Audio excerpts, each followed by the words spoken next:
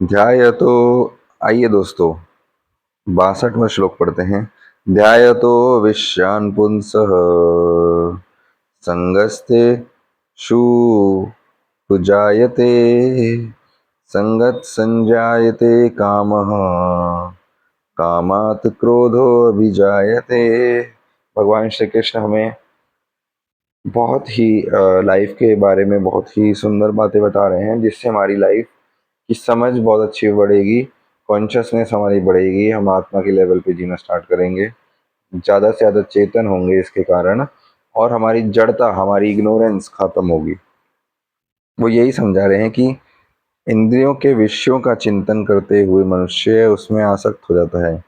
तो जब आप भोगने की इच्छाएं बस सोचने लग जाते हो, आपका भोगने की इच्छा हुई, ठीक है, आपने सहज रूप से उसको अवेयरनेस के साथ भोग लिया, लेकिन जब आप चिंतन जब आप इंद्रियों के विषयों का चिंतन करने लग जाते हो, आपके दिमाग में वो चीज़ जब घुस जाती है, तो उससे आप अटैच हो जाते हो। तो भगवान श्री कृष्ण सिंपल शब्दों में बता रहे हैं कि किस तरीके से हम चिपक जाते हैं। अटैच होना मतलब चिपक जाते हैं, हमारे मस्तिष्क में वो बात घूमती रहती है उस, और आसक्ति कामना की ओर ले जाती है, हमारे अंदर कामनाएं उत्पन्न होने लग जाती है ना।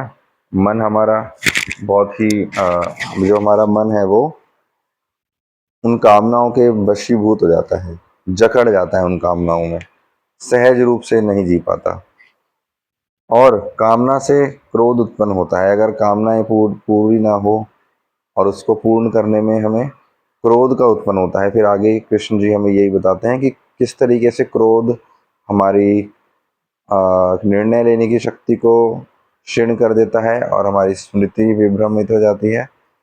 उसके साथ साथ हमारी बुद्धि भी भ्रष्ट हो जाती है, और एट द एंड हमारा पतन हो जाता है।